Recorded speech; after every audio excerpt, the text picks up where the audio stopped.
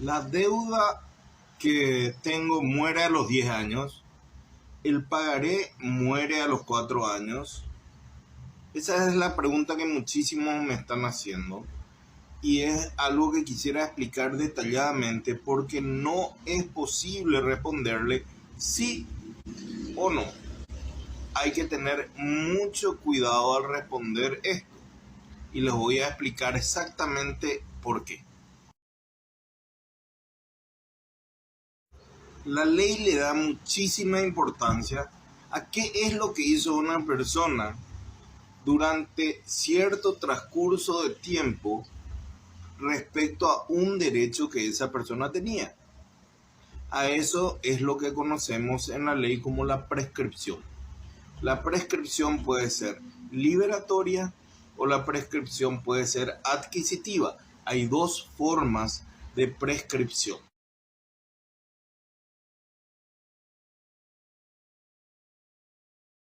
La prescripción liberatoria es la manera de extinción de las obligaciones civiles.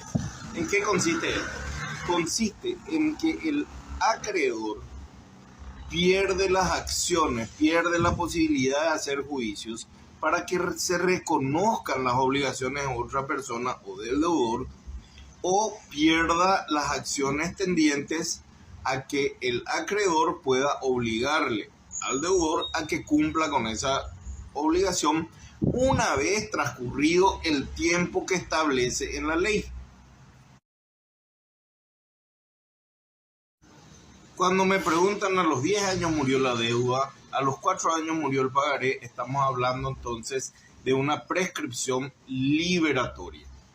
Es decir, que una persona, el acreedor, el que te dio el crédito, durante un lapso de tiempo, tuvo una conducta en relación al derecho que él tenía de reclamarte esa deuda. ¿Está claro? Si la conducta de esa persona fue omisa, es decir, no realizó nada, no demostró interés, entonces la deuda muere o el pagaré muere a los 4, a los 10 años, pero hay que tener muy en cuenta de que esos no son años corridos o meses corridos o días corridos. Tienen algunos hechos que interrumpen ese plazo o que suspenden ese plazo.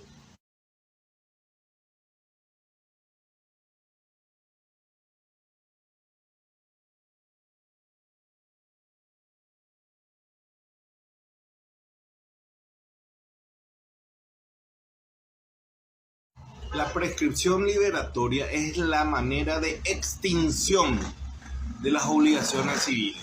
¿En qué consiste esto? Consiste en que el acreedor pierde las acciones, pierde la posibilidad de hacer juicios para que se reconozcan las obligaciones de otra persona o del deudor, o pierda las acciones tendientes a que el acreedor pueda obligarle al deudor a que cumpla con esa obligación una vez transcurrido el tiempo que establece en la ley.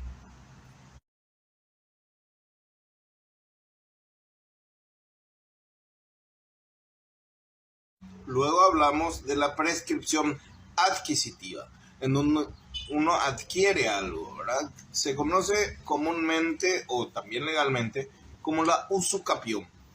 Digo comúnmente porque la generalidad no conoce como prescripción adquisitiva del inmueble, conoce como usucapión. Tenés que estar 20 años en un terreno, haber realizado actos de posesión. ¿Cuáles son los actos de posesión? Hacerte tu casita, alambrar, hacer los arreglos, vivir, que la gente se dé cuenta de que esa es tu vivienda, no es construir y alquilarlo a otros, sino tiene que ser tu lugar de vivienda. Transcurridos los 20 años, identificado bien el inmueble, una ocupación pacífica y sin que te la hayan reclamado, te da el derecho a iniciar un juicio en contra a los dueños nominales, es decir, registrados de ese inmueble para que ese inmueble sea tuyo.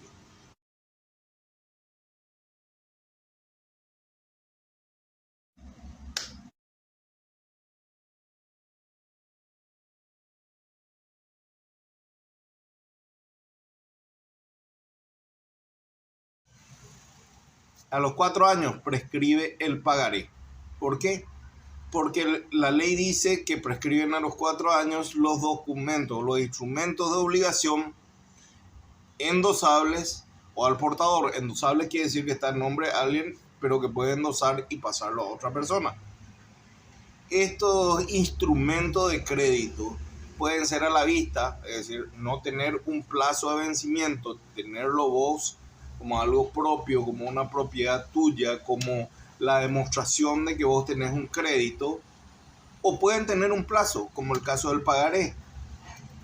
En ese caso, los que son a la vista, se inicia el cómputo de su prescripción liberatoria a partir de la fecha de emisión de ese documento. En cambio, lo que son a plazo, es decir, que tiene un plazo, el periodo de prescripción se empieza a computar desde la fecha del vencimiento de ese plazo. Esta es la diferencia. Es decir, el pagaré, en resumen, prescribe a los 4 años porque es un instrumento endosable o que puede estar al portador y es a plazo, es decir, tiene un plazo para su cumplimiento. Pero no todo es color de rosas. Esos plazos no son cerrados. Tienen algunos actos, algunos hechos que suspenden o interrumpen el cómputo de esos años. Si te hablan de 10 años y hablamos de una suspensión por un acto, un hecho que sucedió, que les voy a explicar cuáles pueden ser. Si hablamos de suspensión del plazo, entonces se corta y pasado el hecho se continúa el cómputo. Es como que yo tenga un cronómetro, lo ponga en pausa y después continúa desde el año en que quedó. Ahora, la interrupción del plazo de prescripción directamente lo que hace es que este cronómetro se restablezca a cero, es decir, se vuelve a contar desde un inicio ese plazo. Que si se puede reconocer un hijo producto del adulterio, pero sí, más vale que sí, la respuesta es sí, se le puede reconocer, es más, se le debe reconocer, es una obligación de los padres adúlteros.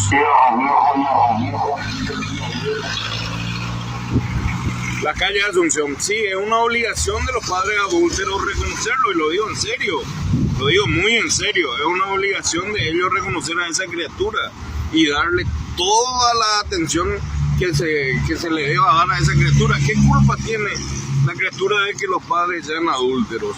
Es más, los niños deben disfrutar de la niñez, los infantes deben disfrutar de la infancia, los adultos del adulterio, o sea, no tienen nada que ver. Cuando llegaste a la situación que te tuvieron que demandar para cobrar una deuda que no pagaste, son 3 cosas distintas las que tenés que pagar. Uno es el capital, es el dinero que vos prestás. Lo segundo es la liquidación, que es la liquidación en un cobro de guaraníes. Son los intereses de esa deuda más los gastos que se realizaron durante el juicio. Ellos te reclaman todo lo que ellos gastaron en notificación, gastos administrativos, etc. Eso es lo segundo. Y lo tercero es la regulación de honorarios. Por eso es muy importante no llegar a juicio, es tratar de hacer un mal acuerdo antes que llegar a un juicio. De Yara Zapatutaco, qué difícil a veces es responder las preguntas que me hacen, porque se necesita mucha más información para poder responder, ¿verdad? Por un lado me hablas de que se aceptó un provisorio, lo que implica desde el punto de vista técnico que todavía no se llegó a una sentencia de alimentos. ¿Por qué no continuaste después de 3 años hasta llegar a una sentencia de alimentos? Debería llegarse a una sentencia de alimentos. O se llegó a una sentencia de alimentos y lo que vos me estás hablando no es un provisorio, sino una sentencia definitiva. La entendéis. No entiendo por qué necesito más información. y me hablas de la fiscalía. Si me hablas de la fiscalía, quiere decir que vos ya te fuiste a una denuncia por incumplimiento del deber alimentario. Fiscalía penal es así. Realmente debería ver el expediente y tener más insumos para poder responderte. Obviamente 3 años es un insulto a la razón, es una violación absoluta de los derechos humanos de la madre, es una violación de los derechos del niño, los derechos humanos del niño, que están establecidos en la Convención Internacional por los Derechos del Niño. Es inaceptable, pero no puedo entender cuál es el problema. O sea, existe un problema, pero no puedo identificar el problema para poder solucionar el problema, porque la pregunta no es clara. ¿Entendés? Necesitaría en todo caso que nos pongamos en contacto o me pases un poco más datos y te pueda decir qué es lo que se puede hacer, a quienes le tenés que denunciar, al fiscal, al juez, al actuario, a tu abogado o a quién, porque realmente es irritante tener que esperar 3 años para que pague una prestación de alimentos. El procedimiento normal, para que me puedas entender, es que uno presenta una demanda de prestación de alimentos, a los 2-3 meses te sale un auto interlocutorio, un AI con un alimento provisorio, y aproximadamente, dependiendo la prueba que vos ofrezcas, aproximadamente entre 1 o 2 años tarda en salir la sentencia definitiva.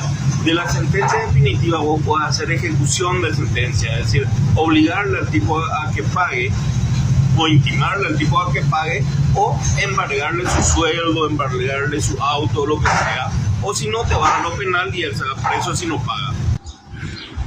En este caso el amigo pasaba una prestación de alimentos, ¿verdad?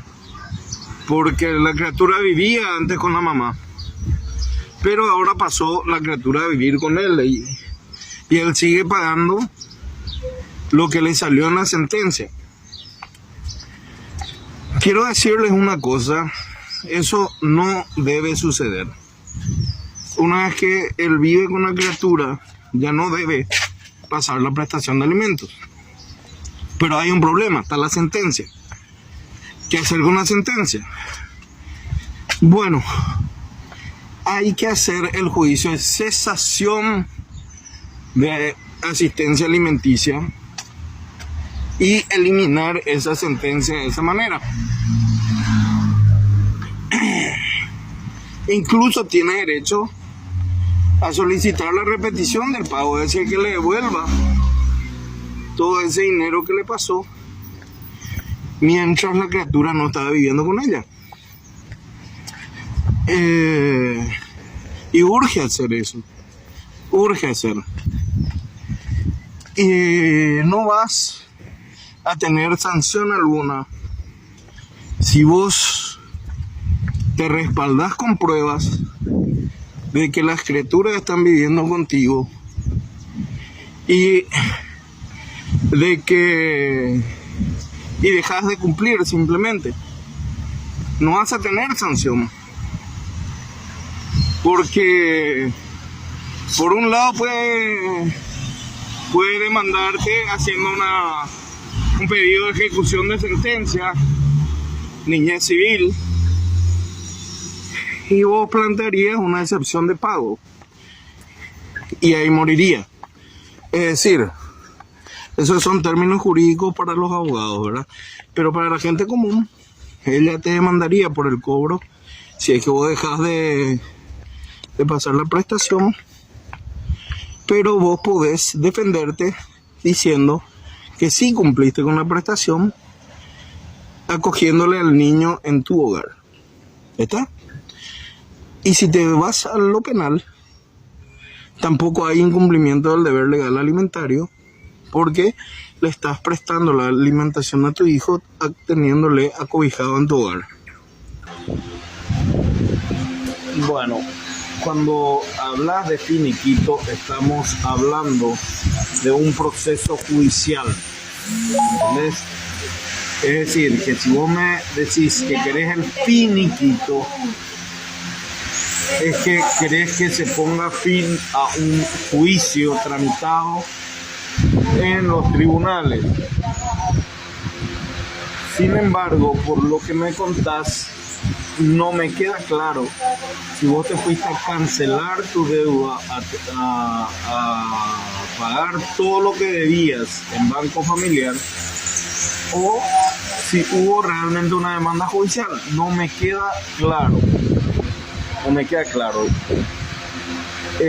Dicho esto, te respondo. El crédito que vos pagaste puede o no puede tener pagaré. La persona que mejor va a saber eso sos vos, no un abogado. Vos vas a saber si es que firmaste o no firmaste un pagaré.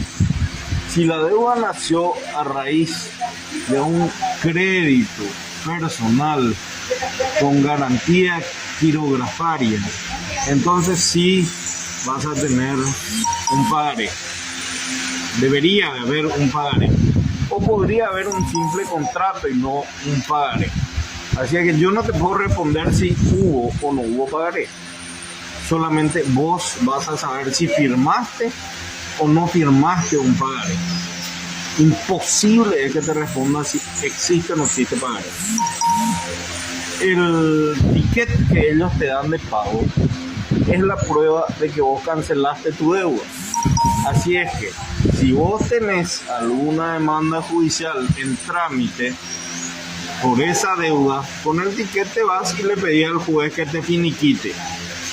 Ahora, si lo que vos querés es que sin que exista un juicio te den un finiquito, eso es una contradicción. El finiquito se da únicamente en un proceso judicial, finiquita el proceso judicial. Cuando no hay un proceso judicial, cuando vos te fuiste a pagar tu deuda, lo que hay es cancelación, no finiquito. Espero haber sido claro, porque siempre me dicen hablas mucho y no contestas lo que te preguntan. Bueno, en resumen entonces, querido amigo, si hay o no hay pagaré, vas a saber vos si firmaste o no firmaste el pagaré. Si te tienen que dar un finiquito, si hay un juicio, sí, y si no te dan, vos puedes pedir. Si no hay un juicio, entonces este proyecto está avanzando, pero se viene a lo mejor. Tengo que agradecer muchísimo a la gente que me hace el aguante acá en las redes y que incluso en la calle me di cuenta, la gente me para y me dice: vos sos el doctor Uruguay Rolandi, el de TikTok, vos sos el abogado del TikTok. No me reconocen por mi actividad pública o por mi función de abogado, nada, no, por TikTok. Les agradezco mucho. Es una meta que hace tiempo estoy tratando de alcanzar, que es llegar a través de un medio masivo de difusión. Incluso tuve un programa muy importante en una radio muy importante, y les digo el nombre, Radio Neambutí, se llamaba Justicia Sin Filtro el programa, pero no tuvo la repercusión que tiene este canal. Así es que vamos a ver si podemos encaminar esto hacia un verdadero programa, un vivo semanal, quién sabe, con alguien más. No necesariamente que sean adultos. Pero la pregunta era esa cuál era la pregunta. Si pueden reconocer a un hijo como suyo aquellos que tuvieron una relación en adulterio. Convengamos de que el adulterio es un término más bien nacido en el mundo teológico y religioso, porque en términos jurídicos en todo caso sería la infidelidad. Y la pregunta era esa, repito, la pregunta era: ¿pueden dos personas adúlteras reconocer a una criatura? Pues la respuesta es sí, pueden reconocer, no importa que sean adúlteros, porque después de todo, el adulterio o la infidelidad en nuestra normativa legal, en nuestras leyes, no es tipificado como un delito. A lo sumo es una falta y una causal de un divorcio culposo que como única sanción de la infidelidad está el pago de las costas judiciales. Ser la perdiosa en el juicio y terminar pagando las costas judiciales. Y eventualmente, en el caso de haber provocado una situación en donde la pareja, el esposo o la esposa que no haya sido infiel, quede sin sustento, proporcionarle una asistencia por un tiempo. Pero no es una pena tampoco eso, o sea, una sanción. Por supuesto que la infidelidad es una pena, es moralmente reprochable, es moralmente mal visto en público, pero en privado no tanto. Hay una doble moral al respecto. Pero el punto no, de esa pregunta no estaba anclado en si un niño puede o no puede o no debe ser reconocido. El punto estaba en que, y la pregunta era, en que si una persona que cometió adulterio tiene el derecho de reconocer a la criatura, y por supuesto que tiene.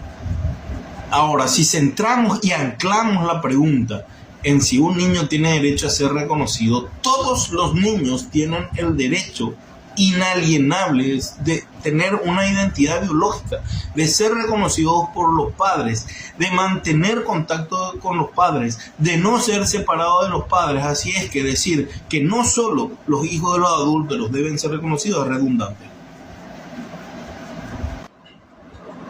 Veamos acá la colaboración de Berta. Berta nos plantea el siguiente problema.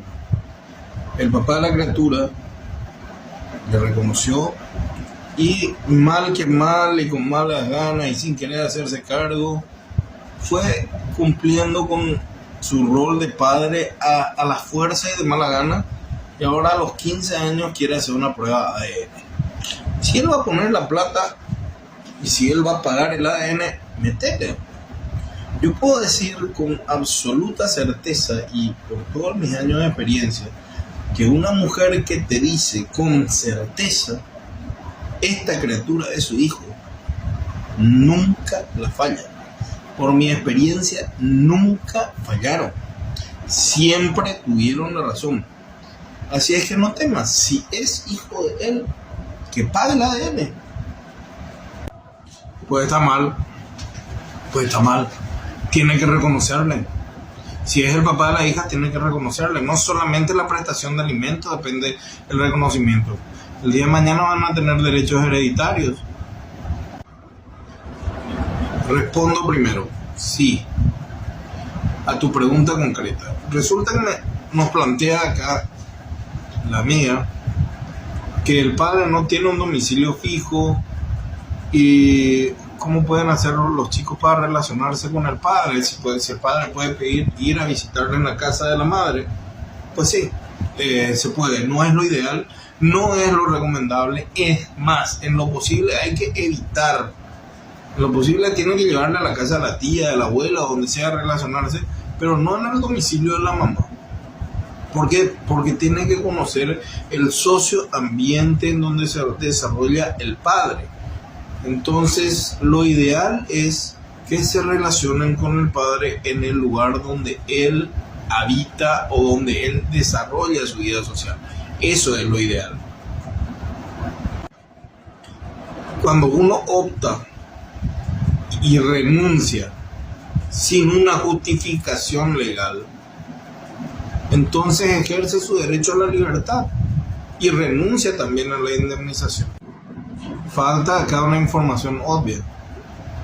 ¿Por qué le querés sacar de la casa y de quién es la casa?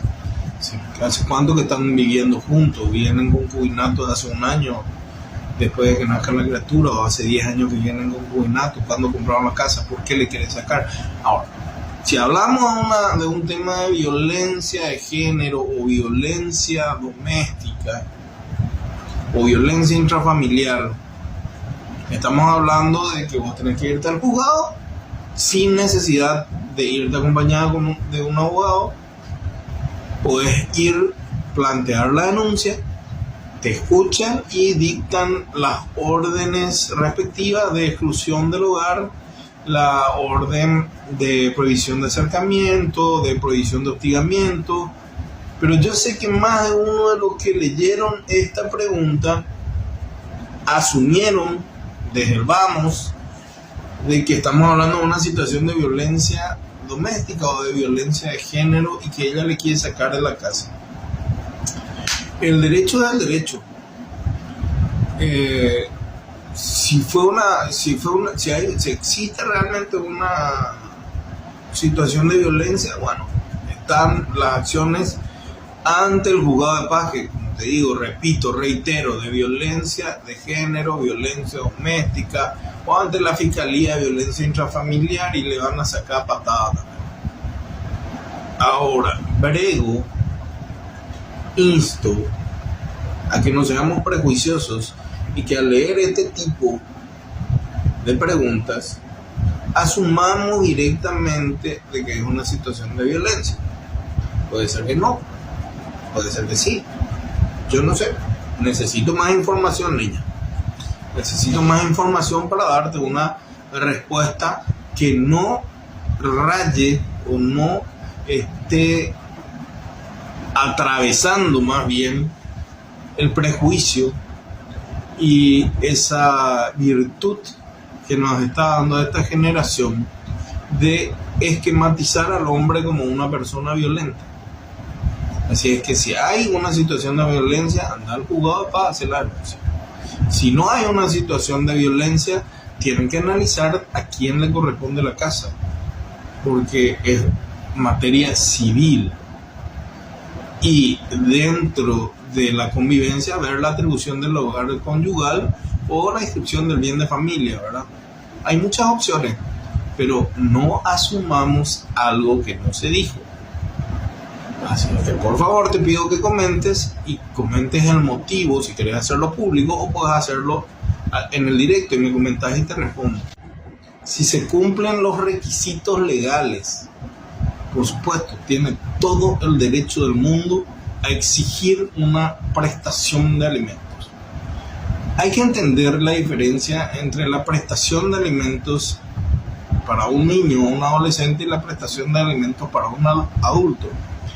Para un niño o adolescente, la obligación se basa en el vínculo biológico y en la obligación que tienen los padres de hacerse cargo de la crianza y del desarrollo integral del niño. Sin embargo, cuando hablamos de adultos, el principio rector es el de solidaridad. Lo dice la doctrina, no lo digo yo. No lo dice tampoco la ley, ojo. En consecuencia, para responder la pregunta, si cumplen los requisitos legales, el de no poder proporcionárselos por sí mismo, entonces sí. ¿Cuánto es el mínimo que debe abonar un padre por prestación de alimentos? No existe un mínimo, no existe un máximo, no existe un porcentaje, no existe en la ley ningún límite al que se deba sujetar el juez para la fijación de la prestación del monto de la prestación de alimentos. Respeto muchísimo al colega abogado en su opinión y en su interpretación de la ley. Sin embargo, muy respetuosamente, diciendo, y me fundamento en lo que dice la ley y en lo que dice la jurisprudencia y en lo que dice la doctrina, las tres fuentes principales del derecho. La ley dice claramente que el quantum o el monto de la prestación de alimentos se debe fijar teniendo en cuenta los siguientes elementos. Primero, la necesidad del niño. No es lo mismo la necesidad de un niño de 2 años sano que la necesidad de un niño de 14 o 15 años con una enfermedad o con un problema o una condición como el autismo, por poner un ejemplo. Así es que hay que evaluar las necesidades específicas de cada niño.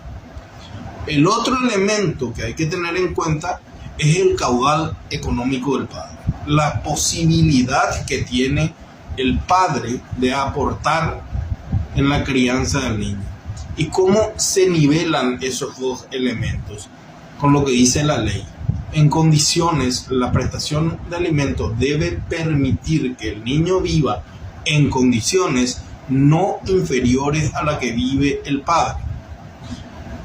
Así es que no está sujeto el juez a ningún porcentaje legal. No está sujeto al 25% de nada. Hay que entender que una cosa es el límite de embargabilidad y otra cosa muy distinta es el quantum de la prestación de alimentos. Supongamos que yo tenga un salario de 2 millones de guaraníes, pero yo tengo más ingresos que mi salario. En ese caso, la prestación sale el 75% del salario. ¿Por qué? Porque no te va a afectar porque vos tenés otros ingresos. Ahora, el límite del embargo es el 25% o hasta el 50% en casos de deuda por prestación de alimentos. El resto tenés que ponerlo vos voluntariamente en la cuenta judicial.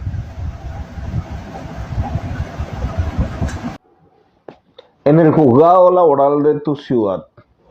A ver, acá nuestra amiga nos pregunta que, llegado al caso de que haya una desvinculación laboral y te hayas ido a consultar al Ministerio del Trabajo qué es lo que te corresponde y ellos te dieron una liquidación.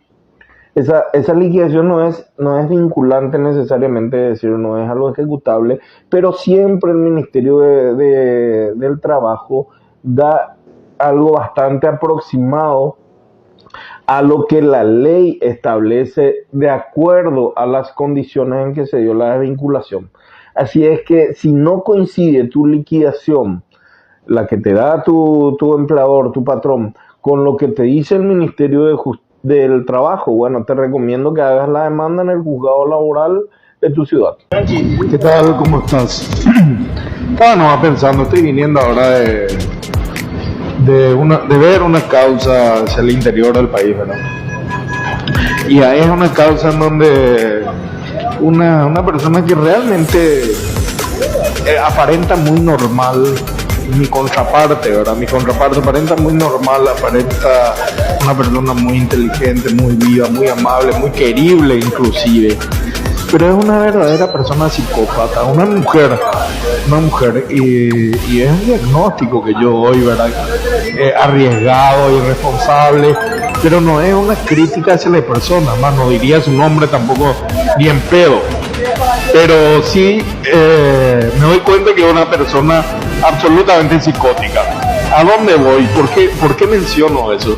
Porque en otra ciudad, ya del departamento central, ¿verdad? No tan del interior, también tengo una contraparte que es un varón acusado de violencia doméstica, un típico manipulador, ¿verdad? Que es absolutamente psicópata también. Viendo así los ¿cómo se llama? Los síntomas de un psicópata, le describe perfectamente. También en otro caso, en un caso de niñez, un abandono, un menor y un proceso de adopción, también una contraparte, mujer, también absolutamente psicópata. Y lo increíble de estos tres casos en particular, y en general todos los casos en donde me toca tratar con una persona absolutamente psicópata, es decir, que tiene la característica de no sentir ningún tipo de remordimiento de sus actos, no ver el daño que causa con sus actos, que no son capaces de sentir el sufrimiento de las otras personas, que no les importa el sufrimiento de las otras personas con tal de lograr su objetivo. Todas estas personas siempre empiezan los procesos judiciales arrasando, convenciendo jueces, convenciendo fiscales, convenciendo hasta psicólogos, hasta asistentes sociales. Todo el mundo sale a su favor. Tengo una persona en silla de ruedas también en la misma situación, que le convence y empieza el juicio y avasalla y consigue todo, y todo el mundo le hace caso, y por lo general mis clientes, en estos casos que son las víctimas, se sienten realmente sorprendidas. ¿Cómo es posible que una persona así de loca, como a una loca así le pueden hacer caso, a un loco así le pueden hacer caso? Pues sí, son muy convincentes, pero eso siempre a la larga terminan todo lo que... Psicópatas parte 2. Primero que nada quiero aclarar que yo no soy ni psicólogo, ni psiquiatra, ni neurólogo, yo soy abogado, simplemente abogado. Y mi diagnóstico de psicópata es una licencia literaria, no es una expresión literal científica. Es decir, no es que yo soy capaz de hacer un diagnóstico de que una persona es o no es psicópata, ¿verdad? Es una licencia literaria, es decir, pienso realmente que esas personas no están bien de la cabeza. Sí, así es, o sea, eso es lo que pienso, que no están bien de la cabeza. Y coincide que agarro y leo en documentales, en libros, hasta en jurisprudencia veo las características de un psicópata, y bueno, llego a la conclusión de que esas personas deben estar con un problema de psicopatía, ¿verdad? Bueno, suele suceder muy a menudo que la gente dice, ¿cómo puede ser que a esa loca o ese loco se le haga caso? ¿Cómo los jueces no se dan cuenta de que es una ridiculez su denuncia? ¿Cómo puede ser que este tipo, acaso no existe justicia? No, terrible, terrible, terrible, porque son personas muy, muy, muy creíbles, que saben venderse y sin yaranga. Pero les quiero decir a todos y todas, de que a la larga estas personas no pueden manejar su propio carácter, su propia personalidad, y no pueden sostener con el tiempo esas alianzas estratégicas que van ganando al inicio. Y testigos, amigos, familiares, conocidos que le apoyaban, que daban un voto de confianza a su favor, que aportaban pruebas falsas a su favor, o por lo menos de verdades amañadas, fiscales que confiaban en ellos, defensores todos, jueces, todos terminan dándole la espalda necesariamente, porque no se puede sostener una mentira, por más artística, por más bella forma de maquillar la verdad que tengan, no soporta, y a la larga siempre terminan cayendo. De acuerdo a mi experiencia, no duran 8 meses, pero sí son 8 meses que sufrís vos, sufre tu pareja, tus hijos, todos. Psicópatas parte 3. Y acá viene la moraleja y la recomendación. Como les dije, siempre aparecen en el sistema judicial personas tan mitómanas, tan mentirosas, tan manipuladoras, tan carentes de empatía, que los actores judiciales, como el fiscal, el defensor, el juez, terminan diciendo, es decir, no puede ser que esta persona mienta tan grande, es imposible, lo más probable es que digan la verdad, pero no es así. Y nos encontramos ante personas que dicen, víctimas de estos psicópatas, dicen, ¿cómo puede ser que a una persona como ella se le crea y se le haga tanto caso? Bueno, no te desesperes, esa es la recomendación que yo te puedo hacer. No te desesperes, porque desde el momento que explota o hay un martillazo percutor que hace disparar la conducta de estos psicópatas, y entras en el proceso judicial, desde ese momento tenés que contar aproximadamente entre 6 meses a 10 meses, un promedio de 8 meses, ¿verdad? Donde yo me doy cuenta que se repite constantemente que estas personas a los 8 meses pierden todo el apoyo que tienen y dejan de avanzar y empiezan a retroceder y toda la verdad sale a la luz. ¿Por qué 8 meses? No sé, no sé. Tengo también otro caso en donde una persona es así. En este caso no hay una relación ni siquiera familiar, ni de parentesco, ni nada, sino que hay una relación comercial, ¿verdad? Pero estas personas es absolutamente también así, a mi parecer, psicópata, y al inicio avasalla con todo. ¿Y qué pasa con estas personas, verdad? Que enervan, o sea, realmente te sacan del quicio porque el ser humano es racional y no puede con la irracionalidad y no entiende cómo puede mentir tan grande y la gente le cree, y entonces le saca esquicio a la víctima y la víctima termina haciendo tepotí, termina reaccionando mal, termina haciendo cosas que perjudican su imagen y hacen que se valore más la imagen de Isinjaranga del psicópata. Así es que esa va mi moraleja. Si es que te toca una loca como contraparte, una loca como denunciante o denunciada, y te das cuenta que todo el sistema está a favor de ella y no aguanta. Hasta hoy día no existe una respuesta directa y concreta a lo que vos estás preguntando. Sucede que no se previó en la ley esa situación, pero siguiendo la lógica jurídica, siguiendo el espíritu que tiene la ley, te puedo decir de que el cumplimiento debe darse en un plazo jurídico, en un plazo establecido en la sentencia. Por ejemplo, la sentencia tiene que decir que debe cumplir entre el 1 y el 5 de cada mes, o entre el 25 y 5 de cada mes, algo así, ¿verdad? Y si no cumple, entonces se les debería citar y se le debería apercibir de que puede. No tengo una respuesta para esta pregunta. No la tengo porque necesito más datos, principalmente la causal de la desvinculación laboral, es decir, si es una renuncia justificada o si es una renuncia no justificada, o si es un despido justificado o es injustificado.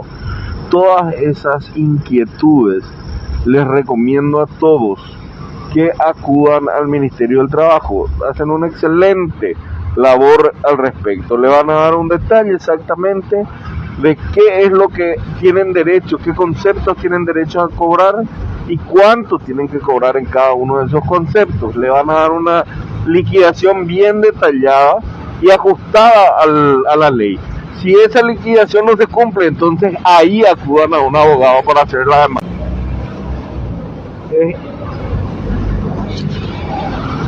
Es indignante, realmente indignante cómo engañan, mienten, falsean estas empresas de cobranzas con tal de causar un terror, miedo, ansiedad, angustia a las personas que por alguna u otra razón o circunstancias de la vida están en una situación en la que no están pudiendo pagar sus cuotas.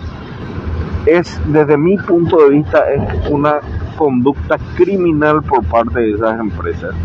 Pero bueno, por lo menos debemos quedarnos con la tranquilidad de que podemos denunciar a esas empresas de cobranza ante la SEDECO, la Secretaría de Defensa al Consumidor, disculpen, digo bien, Secretaría de Defensa al Consumidor.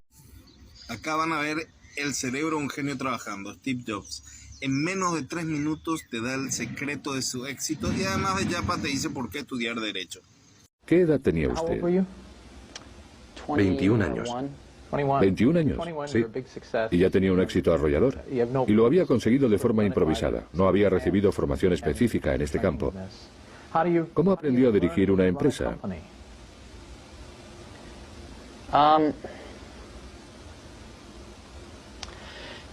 ¿Sabe?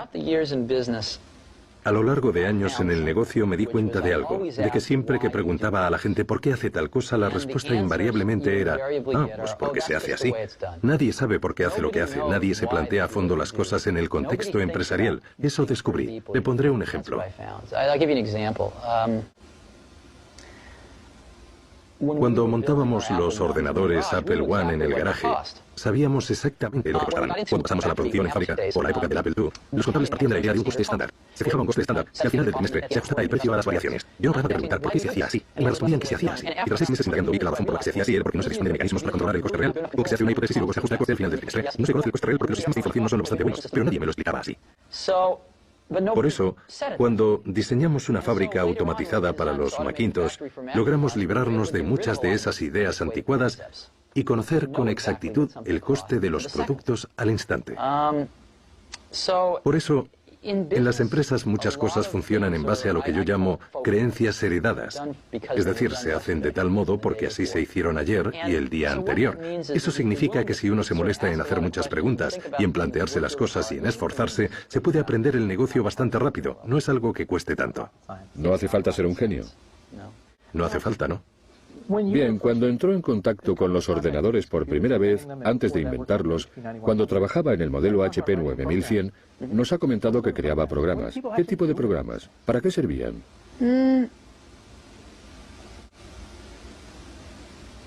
Verá, lo que hacíamos con ellos. Mejor le pondré un ejemplo sencillo. Cuando estábamos diseñando nuestra caja azul, creamos un montón de programas ad hoc para ayudarnos a diseñarla. Programas que nos hacían gran parte del trabajo sucio, con calcular las frecuencias maestras con subvisores para obtener otras frecuencias y cosas así. Nos valimos bastante del ordenador para calcular el margen de error que podíamos obtener en las frecuencias y cuánto podía tolerarse. Así que los usábamos en el trabajo, pero lo más importante es que no se trataba de usarlos para asuntos prácticos, sino de utilizarlos y que fueran un reflejo del proceso mental para que nos enseñaran a pensar. Lo más valioso de aprender. Creo que todo el mundo en este país debería aprender a programar ordenadores. Debería aprender un lenguaje de programación porque te enseña a pensar. Es como ir a la facultad de Derecho. No creo que cualquiera deba ser abogado, pero estudiar Derecho